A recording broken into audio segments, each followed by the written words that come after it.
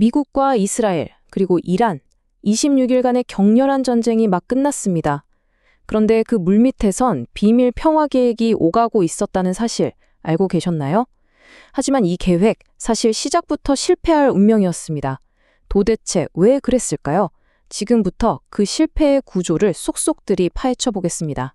상황은 이렇습니다. 26일간의 치열한 전쟁이 끝나고 15개 조항으로 된 평화안이 딱 테이블에 올라왔어요. 그런데 양측 입장은 서로 다른 방향으로 달리는 기차처럼 전혀 좁혀지질 않고 있죠. 여기서 이런 질문이 생기는 겁니다. 아니, 도대체 무엇이 이들을 이렇게까지 합의해서 멀어지게 만드는 걸까요? 좋습니다. 그럼 퍼즐의 첫 조각부터 맞춰보죠. 바로 미국이 내건 조건들입니다. 워싱턴은 이란에게 정확히 뭘 원하는 걸까요? 미국의 요구는 아주 단호합니다. 특히 핵 문제에 있어서는요, 타협의 여지가 전혀 없어 보여요. 지금 이란이 가진 모든 핵 능력을 해체하고 농축 우라늄은 싹 다 국제 원자력 기구에 넘기라는 겁니다. 심지어 나탄지, 이스파한, 포르도에 있는 핵심 시설들까지 파괴하라고 요구하고 있죠. 한마디로 말해서 이란의 핵 프로그램을 말 그대로 뿌리째 뽑아버리겠다는 겁니다. 핵 문제만 있는 게 아닙니다. 미국은 이란의 중동 내 영향력까지 손보려고 하고 있어요. 예를 들면 레바논의 헤즈볼라 같은 이른바 대리 세력들한테 더 이상 지원하지 말라는 거고요. 또 전 세계 석유 수송의 심장부죠. 호르무즈 해협을 언제든 자유롭게 통과할 수 있도록 보장하라고 요구합니다. 탄도미사일도요? 그건 오직 방어용으로만 가지고 있으라는 겁니다. 자, 그럼 이제 판을 완전히 뒤집어서 이란 쪽 입장을 한번 볼까요?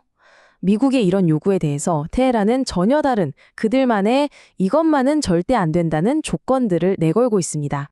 이란한테 지금 가장 중요한 건요, 뭐니 해도 바로 안보입니다.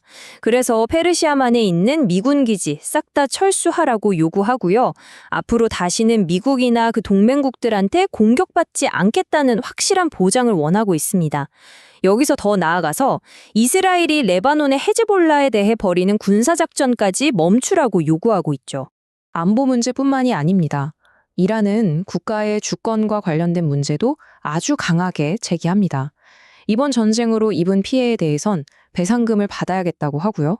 그리고 어쩌면 이게 제일 중요한데 자신들의 미사일 프로그램에 대해서는 그 어떤 제한도 받을 수 없다는 아주 확고한 입장을 보이고 있습니다. 자, 이제 양쪽의 요구사항을 한 테이블에 딱 올려놓고 보면요. 와, 이 간극이 얼마나 아득하게 벌어져 있는지 정말 한눈에 보입니다. 자, 이 표를 한번 보세요. 정말 흥미롭지 않나요? 핵, 미사일, 영내 영향력, 거의 모든 핵심 쟁점에서 양측의 요구가 그냥 정반대입니다.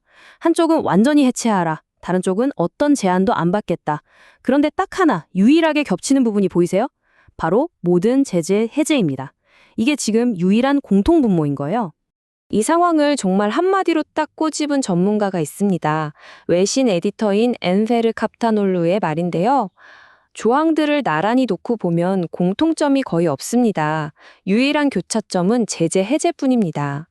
이 말은 결국 외교적으로 얼마나 심각한 교책 상태에 빠져 있는지를 그대로 보여주는 거죠.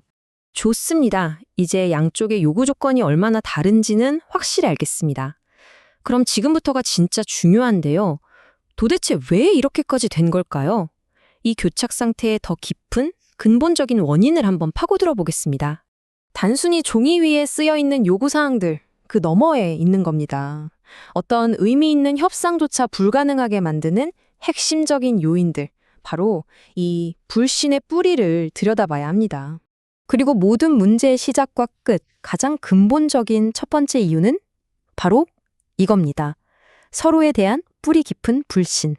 이란 입장에서 보면요, 이건 그냥 막연한 불신이 아니에요. 아주 구체적인 경험에서 나온 거죠. 지난 1년 동안 무려 2번이나 협상을 하는 와중에 공격을 받았다고 주장하고 있거든요. 우리가 대화하러 나갔더니 돌아온 건 공격이었다는 겁니다. 이런 경험이 협상이라는 과정 자체에 대한 신뢰를 완전히 박살낸 거죠. 불신 말고도 이란이 절대 물러설 수 없는 이유가 또 있습니다. 바로 자기들이 손에 꽉 쥐고 있는 아주 강력한 전략적 카드 때문입니다. 이 호르무즈 해협이라는 게 그냥 바다가 아니거든요. 전 세계 에너지 공급에 말 그대로 숨통을 줄 수 있는 곳입니다. 이 해협을 통제할 수 있다는 건 이란에게 어마어마한 협상력을 주는 거고요. 이란이 이런 엄청난 카드를 아무 대가 없이 그냥 내려놓을까요? 그럴 리가 없죠. 그리고 이란이 이 모든 압박에 맞서서 내세우는 마지막 논리가 있습니다. 바로 영내 핵 문제에 대한 이중잣대, 그러니까 왜 우리한테만 그러냐는 주장입니다. 이 그림을 보시면 바로 이해가 되실 겁니다. 한쪽, 이란의 핵 프로그램은 국제사회가 현미경으로 들여다보듯이 감시하고 있는데, 다른 한쪽, 바로 옆에 경쟁자인 이스라엘의 핵 능력은 국제 사찰의 대상조차 아니라는 거죠. 이란은 바로 이런 상황을 이중잣대라고 느끼고 있고, 그렇기 때문에 자신들을 지킬 억지력을 포기할 수 없다고 말하는 겁니다.